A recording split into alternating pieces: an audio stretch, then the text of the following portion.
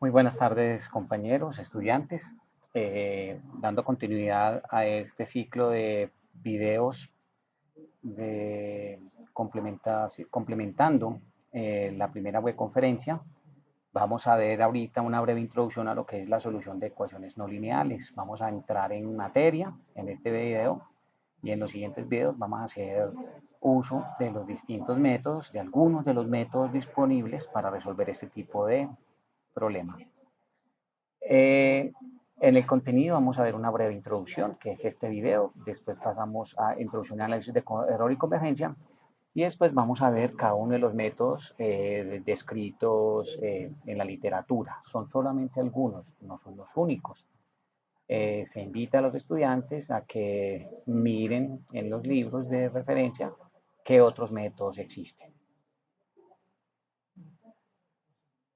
Cuando nosotros tenemos una ecuación lineal, recuerden que una ecuación lineal se caracteriza porque la variable está elevado a la potencia 1, es de este tipo. Esta es la ecuación de una línea recta, donde recuerden que el b es el intercepto sobre el eje y la a sería, el parámetro a sería la pendiente de la recta. Y nos interesa saber el valor de x, básicamente. Entonces, en una ecuación lineal, basta con igualar esa ecuación a cero y despejar la x de una forma muy simple, muy sencilla. Ahora bien, ¿qué sucede cuando tenemos no una ecuación lineal, sino una ecuación no lineal? Como en este simple ejemplo, la ecuación de estado de Van der Waals.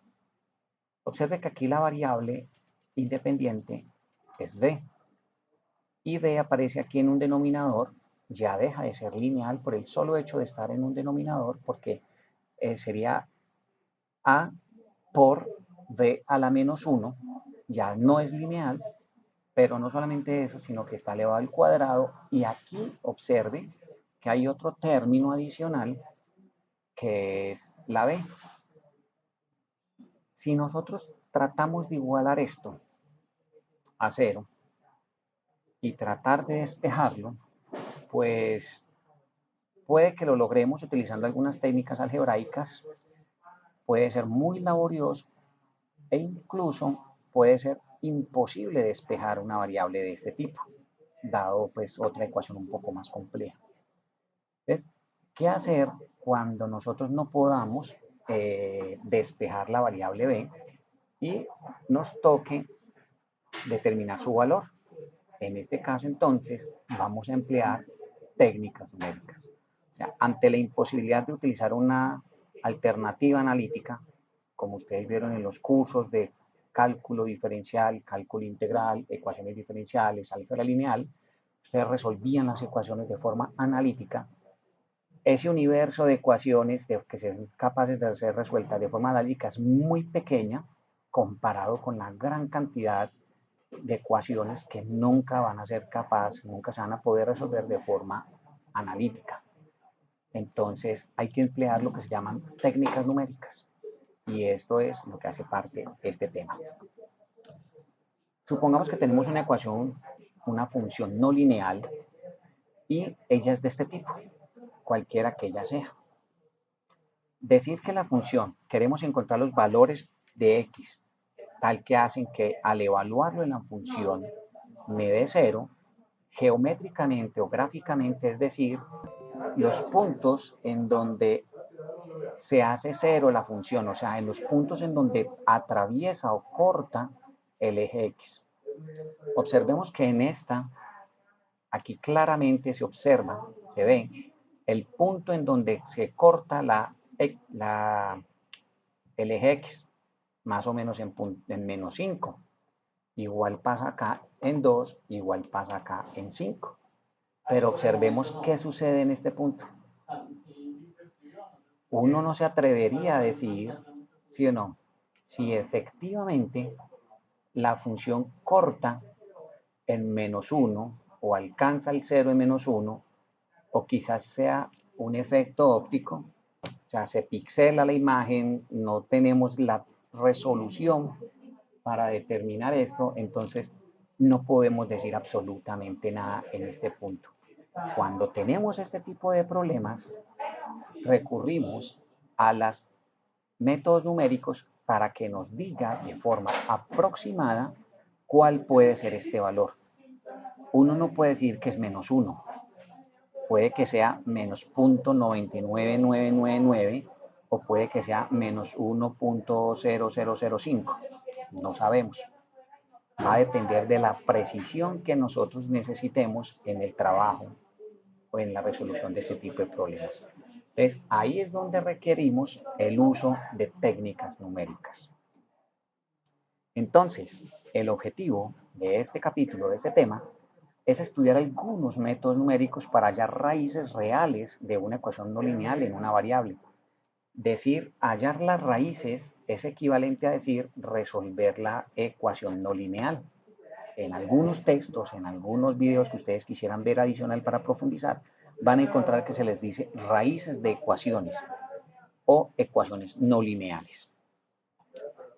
Entonces, ese es el tema.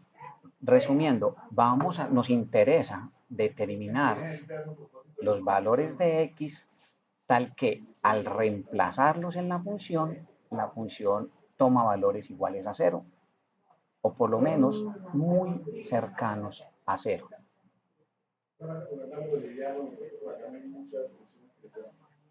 Recordemos de álgebra lineal. Cuando nosotros teníamos un sistema de ecuaciones lineales, un sistema de ecuaciones lineales tiene solución única si la matriz de coeficientes es no singular. Eso lo vamos a retomar en el siguiente capítulo, en la siguiente unidad. La existencia y unicidad de soluciones de ecuaciones no lineales es mucho más complicado, o sea, no sirve determinar que la matriz de coeficientes es no singular. Esto solo es válido para ecuaciones lineales, pero cuando yo quiero resolver una ecuación no lineal, garantizar que existe solución y que sea única no es un problema trivial, es mucho más complicado, difícil de determinar y con una mayor variedad de comportamientos. Para un sistema de ecuaciones lineales existen tres posibilidades. O la solución es única, cuando las rectas o los planos se intersectan. O existen infinitas soluciones, cuando ella se sobrepone sobre sí misma. O no hay ninguna solución cuando tenemos soluciones paralelas.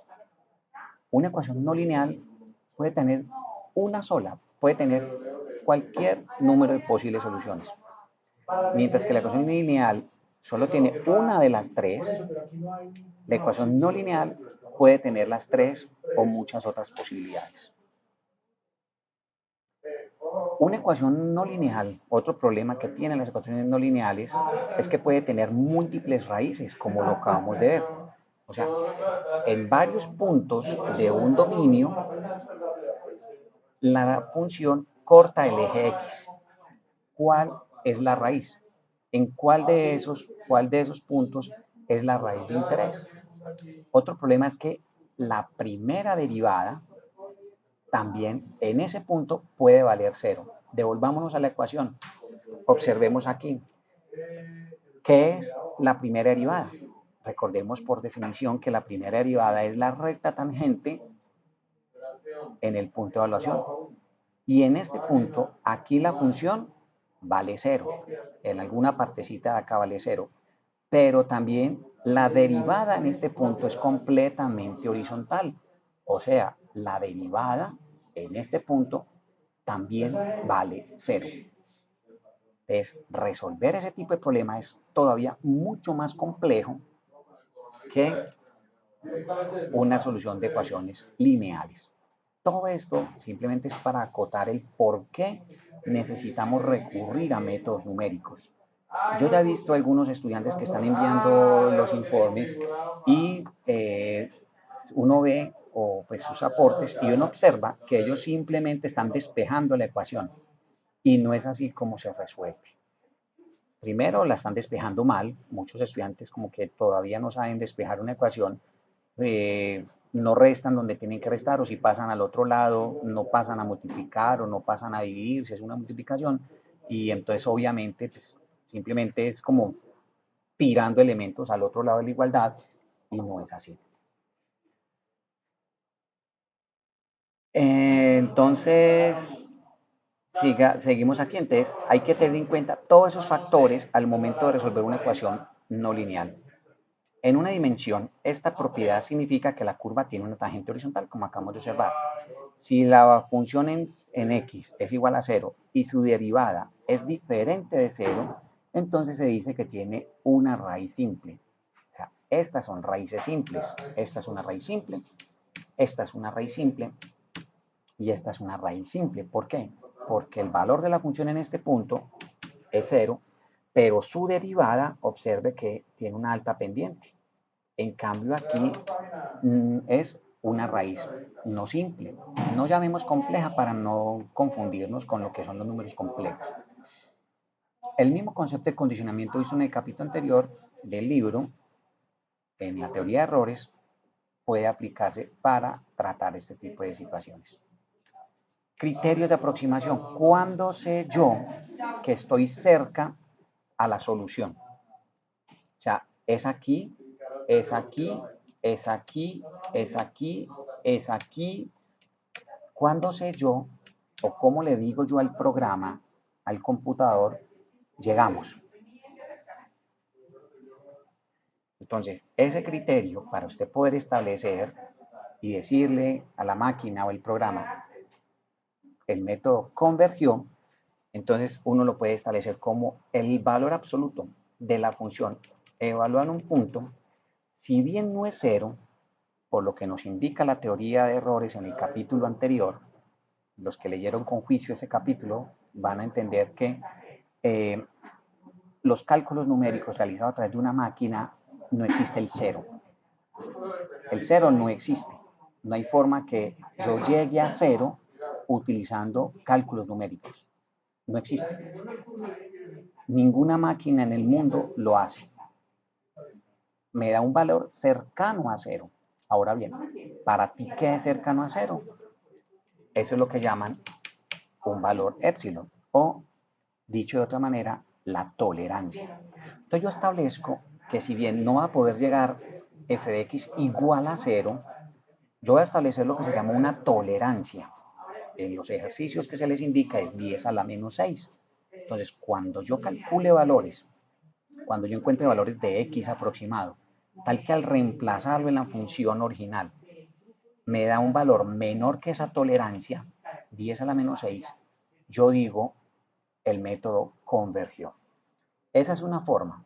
Otra forma es utilizando el error absoluto, que es la diferencia entre dos valores de x consecutivos menor que esa tolerancia, u otra es el error relativo menor que ese epsilon. Entonces tenemos tres formas, tres criterios. Uno, ustedes pueden escoger el que quieran, deben sustentarlo, deben justificar por qué escogieron este o este o este para decir que ese valor de x, si bien no es cero, la evaluación de la función, pues es muy cercano a ese valor. Perfecto. Vamos entonces en el siguiente video a ver el método de bisección.